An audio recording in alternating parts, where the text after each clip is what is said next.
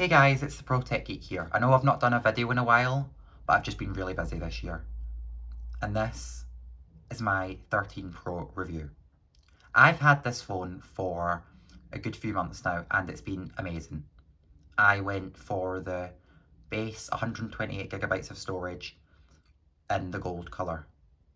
From the back, it doesn't really look gold, but the sides, wow, they are bright gold. They are stainless steel, and yeah, durability wise, it's great. It just smudges quite easily, as you can probably see.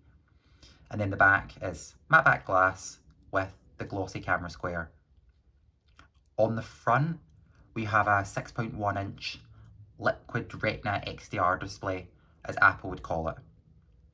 This year they decided to shrink the notch at the top, which is great, but doesn't really provide much functional benefits. So Face ID, I'd say, is just the same, and yeah, it's fine. But I mean, the display itself is beautiful. One of the most amazing things Apple introduced with their new iPhones, only the Pro models though, is ProMotion. So this just means your display feels faster when you're scrolling around. It is 120Hz, which is what my iPad Pro is, and yeah, everything just feels so much smoother. This phone has 6GB of RAM, which for iPhones, RAM doesn't really matter as much. The battery life in this phone for me personally has been really good. Most of the time I can get a full day's worth of usage. Occasionally I do need an extra charge, but most of the time for me it has been fine, and that is with the 120Hz display on.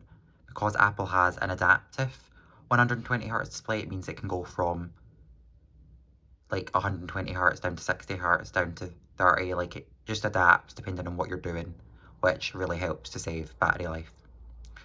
Connectivity in this phone, you do get 5G. Let me show you. You don't get it in all areas, but as you can see here, 5G. Personally, I've not really noticed any speed differences, but I suppose it's nice to have. Here we have the regular camera lens, telephoto camera lens, and the ultra-wide. This year, Apple also introduced a feature, it's a macro mode, so if I show you here, it switches in and it allows you to go really close into subjects. And I'll show you now some of the shots I've got from the various different cameras on the phone.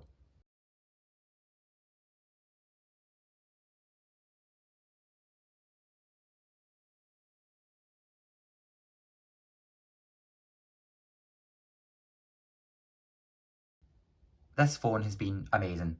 I've loved it, and the only things that I would change would be changing the lightning port on the bottom to USB-C, just so I could have one cable to charge all my devices. I would also like to get rid of the stainless steel glossy sides. I'd still keep the stainless steel, but make it matte, just so it doesn't pick up fingerprints. I'd also quite like to get rid of that notch here at the top. It's not really bad, and eventually your eyes get used to it, but obviously it would be nicer to have more display. And yeah, I don't really have any faults with this phone. Even though it carries a high price tag, it's worth it. If you do want a cheaper option though, the iPhone 13 is great for most people. If anyone wanted to know the wallpaper, these wallpapers are by Canopsy. I'll leave a link in the description below. Thanks for watching, and I'll see you in the next one. Bye!